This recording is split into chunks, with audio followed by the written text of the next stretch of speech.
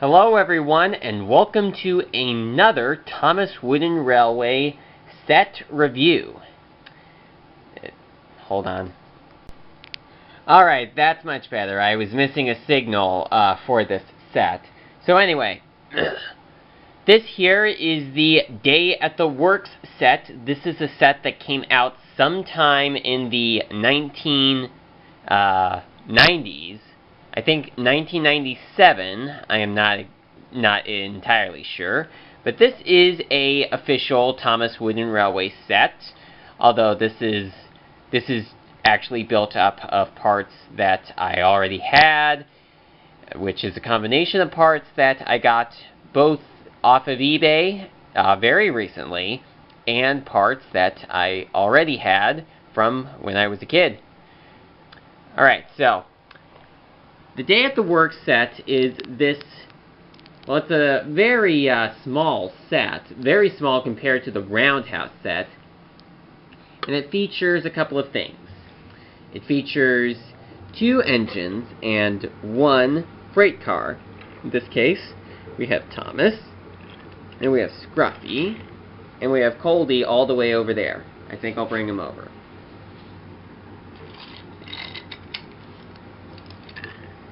There you go.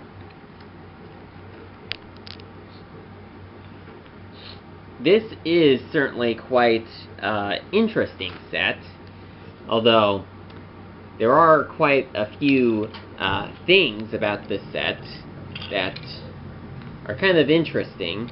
Okay, I guess I'm saying that so much. But the thing here is that, as with my Roundhouse set, the trains that are included in this set are not accurate to what you would have gotten in the original Day at the Works set.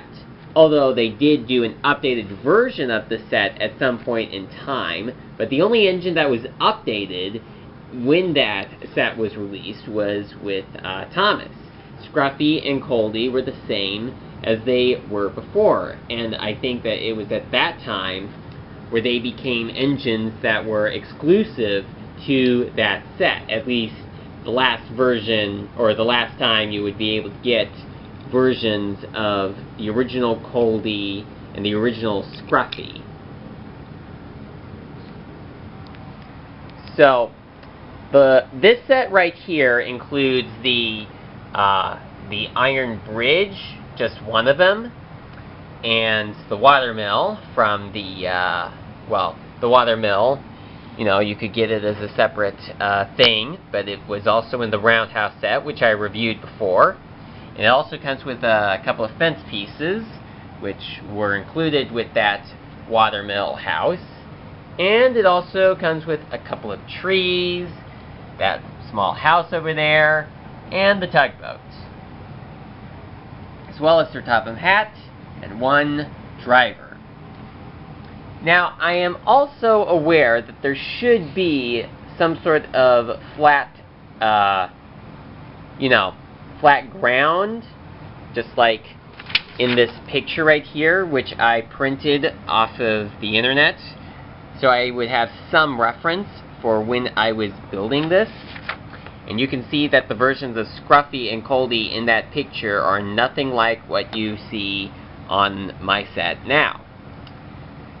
And of course the trees, of course we have 1 red tree with the rounder trunk, and we have 1 yellow tree with the more squarish trunk. This was because they came out at different times, and the red one is much newer than the yellow one because the red one was the more updated version. Now, in regards to how this set works, you have this section right here where you basically can have the engines just go in a circle.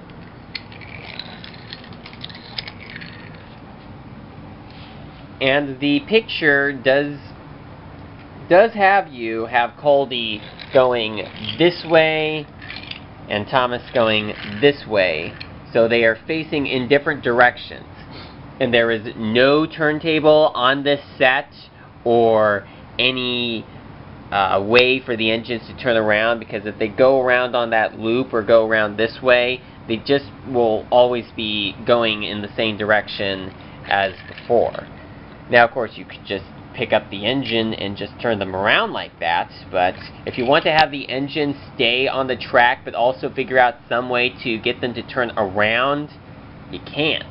Your only options is to either leave the engines as they are, or just pick them up and turn them around like that. Now, of course, Thomas and Coldy are different gauges of trains, and of course Coldy is an engine that never appeared in the TV series, so I'm guessing that a lot of kids playing with Coldy at the time that the set was originally released would have no idea about who Coldy was, and I certainly did not know until I got the Railway Series book. And as I mentioned in the previous video, I really never understood why Coldy actually has a second face on his back.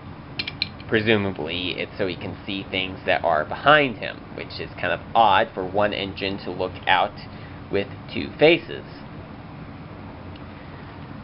So, that's about all that I have to say about this set right here.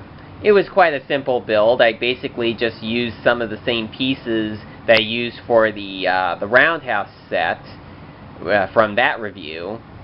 And if you want to get more detail in regards to a lot of these different elements on the set, I'd recommend that you go check that out if you haven't already. And I will see you again next time.